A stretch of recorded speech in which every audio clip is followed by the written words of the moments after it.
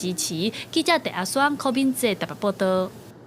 来看国内科技厂商联电、国伟创、国有大塑化这三间上市公司的网站，最近被骇客攻击，目前已经恢复正常了。塑化部是强调讲，是来自罗西亚的骇客，卖来提升治安的境界，加强监控。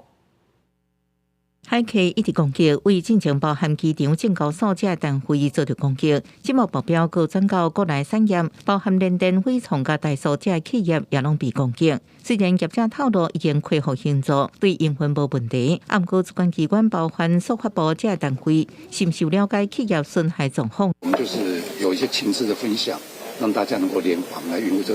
目前没有看到严重的断讯，或是这个就是所谓的这个损害。骇客发动的是属于 DDoS 分散式阻断服务攻击，亲像联电官方网站，伫修好了后，页面还佫有时阵好，有时阵歹。另外，伟创甲大塑化是表示，无告知或者是内部文件资料外泄，对营运无影响。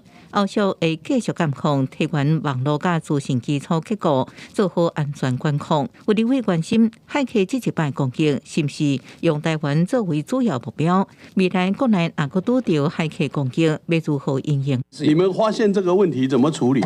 看到攻击的太阳，我们会通知我们有加入我们的所谓社的一些机构，跟他讲，我们看到什么样攻击，开始注意。所以当攻击来的时候，我们会有所谓的洗流量。抒发部有办法处理吗？我们有一个很重要的法案，叫做治安法的修法。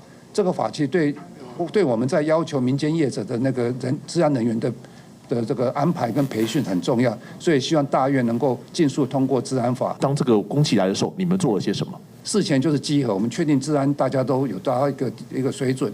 那事中就是在攻击的时候，我们所谓的各式各样通报，事后我们就分析在攻击的太阳，再去看怎么样去加强防护。塑化部长黄彦南指出，因为国庆节特别教会为避免骇客的提悬治安警戒，加强监控。另外，塑化部的网络诈骗通报查询网 App 也已经开放给民众下载做测试，望用提悬打载效率。记者综合报道。